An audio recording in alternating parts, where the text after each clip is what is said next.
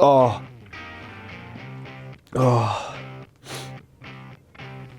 King. Hello, I'm Jack from WhatCulture.com, and we've just finished taping our first ever series of WCPW, and it's fair to say that I am absolutely exhausted, and I'm just hate King Ross for going off to the Euros and having a great time and drinking the beers and watching the football while I'm stuck here at work with a hangover and hay fever and tired. Anyway, these are all the WTF moments from SmackDown, and I hope you enjoy it, lads, yeah? Hope you appreciate it. Yeah, hit the thing.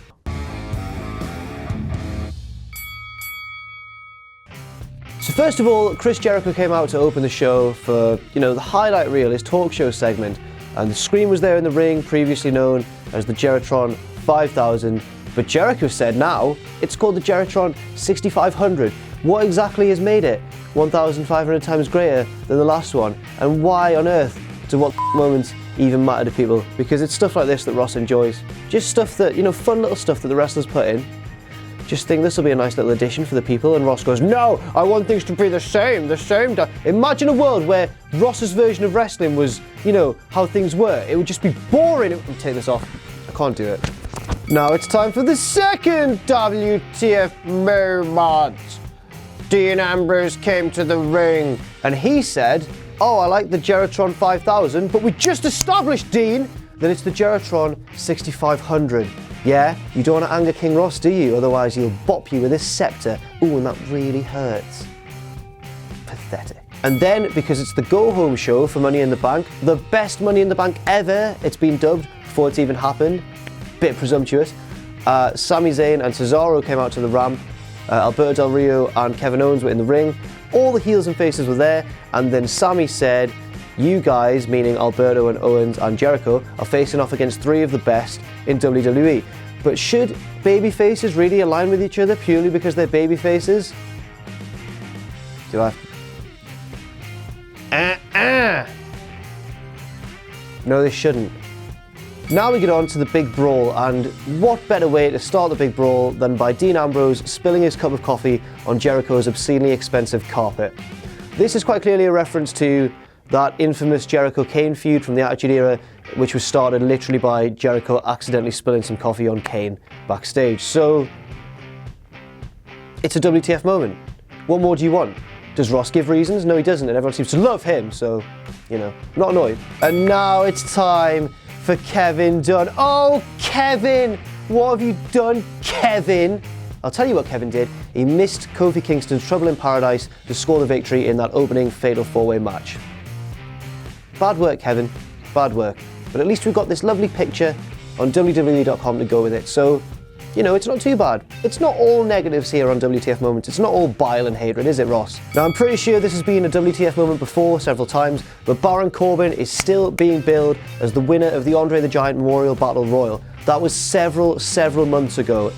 If he's going to ever move on and progress further up the card, he needs to let that go, or at least WWE need to let him let that go. And just as a fun aside, whenever Adam Blompier mentions a Battle Royal, watch how he pronounces it. He says Battle Royale, like the popular Japanese novel and film. Yeah, he's a tit. He's an idiot. Battle Royale. It's Battle Royal. The wrestling match inspired the book, not the other way around. What a nerd, what a geek, what a nerd. What has happened to Kalisto? It was only a few months ago, or not even a few months ago, sorry, a few weeks ago, that he was the US champion. And now Rusev is dominating him and Sin Cara single-handedly before the bell has even ringed. And here's another thing, Ross has decided to push on Twitter that I'm going to Kalisto his show, or make it decrease in value like Kalisto did supposedly to the US Championship. But you know what, I think I can actually save Ross's show and keep it afloat while he's away by just talking loud and being angry, because that's what you people like, isn't it? You're just like, ooh, Ross talks loud, ooh, let's all tell him he's better than Jack, and I don't actually care. I honestly don't, I promise you. Could we cut that bit out? I feel like they know I care. In the promo segment backstage, the New Day decided to mock AJ Styles' teenage emo haircut. Imagine having one of those. What an idiot. The women's division hasn't been quite as strong. Don't know what that was. The women's division hasn't been quite as strong as it normally is. The women's division hasn't quite been as good as the... It's just that thing that I do. The women's division hasn't quite been up to the same standard that we've been used to in the past few weeks. Charlotte's match with Natalya on SmackDown made Natalya again look like a bit of an idiot. Dana slid the belt into the ring, Charlotte gave it to Natalya while the ref's back was turned. The ref turned round and went, "Oh, have you been using the belt, Natalya?" Then Natalya picked up the belt to say no. The ref obviously took it off her. Charlotte trapped her in the figure 8 leg lock. She tapped out. It's not the best booking, and to be honest, I think their match, the tag match at Money in the Bank, is the one I'm least looking forward to. Hopefully, the women's division can get back on track pretty soon. Women's division. Sam just asked how many were left, and unlike Ross, I'm quite considerate, and I only go for a realistic number of WTF moments. I don't put in superfluous moments like the time that Summer Rae dropped a grape. Dropped a grape? Are you joking? Now, on my excellent notes, I've entitled this WTF moment, Owens and Jericho, a friendship lost, because they were getting on quite well. I remember they had a tag match about a month or two ago on SmackDown. The past few months have been a blur, lads. I remember they got along really well. Jericho got the fall. Owens was hugging him in the aisle. It was beautiful. It was two heels being smarmy and great and just hilarious with each other. Now it looks as though that's all been forgotten. Continuity's a myth, and Owens turned on Jericho and Del Rio at the end of the match, super kicked them both, and it makes sense because Owens is a bit selfish, well, very selfish, and that's his whole thing. But I'd have really enjoyed to see Owens and Jericho keep that sort of informal alliance. It was TV gold. Never mind. Was that a WhatCulture sign in the crowd? Various points during this event, you could see a tiny red triangle appear behind the head of the man in the row in front of the sign.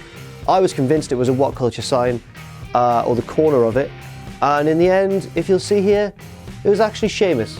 It was a drawing of Sheamus. Who brings a Sheamus sign to a WWE event in 2016? And the final and perhaps biggest WTF moment, why on earth, after 2 days of helping run a wrestling show, have I come into work for Ross and done WTF moments while he's on a balcony somewhere in France going, "Lads, wasn't that a great night last night? Didn't we get so drunk? Didn't we have a great time?" Why have I done that? For you people, for you. That's all we've got time for this week on WTF Moments. I've been Jack from WhatCulture.com, and I'll see you soon.